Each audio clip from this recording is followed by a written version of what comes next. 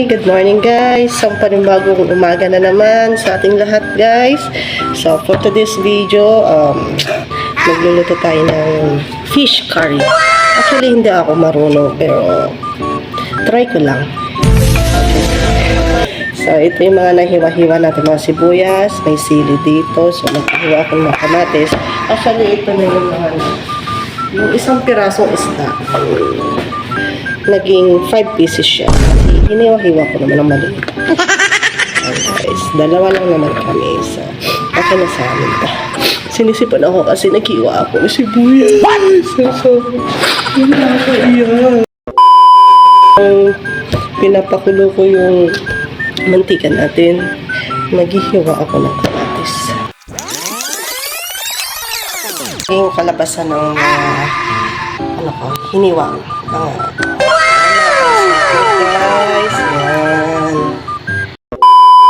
Ito yung mga ginagamit para medyo manghang siya. Malasa to guys. Ano na tayo dito? Turmeric. Ihahalo ko siya dito. Since okay na yung mantika natin at mainit na at sunog na talaga guys. Takot ako magprito pero lalayo ako. Hindi naman mahirap masyado magluto. Kasi lang, minsan, nakakatamad talaga magluto. Pero na-miss ko yung pagkain sa Pinas. Especially pag iba yung nagluluto.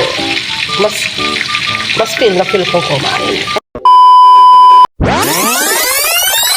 Sunog na! Hindi siya.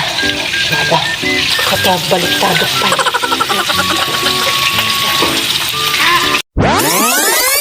Baliktad ko ng isa. O, tignan nyo, kayo nang humusga kung sunog pa yan o hindi. Alright guys, ito na yung kinalabasan ng pagprito ko. Para hindi siya sunog. So, hindi naman sunog. Ayan na yung mga ricados ko. Ayun yung kiniling. Dito tayo magluluto. Another kaldero tayo guys. Let's go, kimbot na tayo. Kimbot.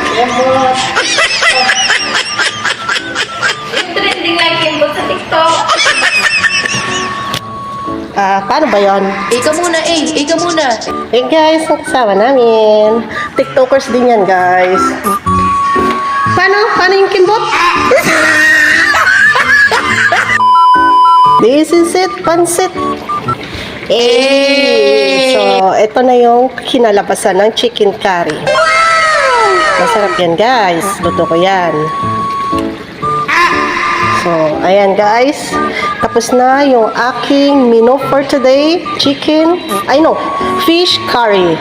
At ito yung aming kanin.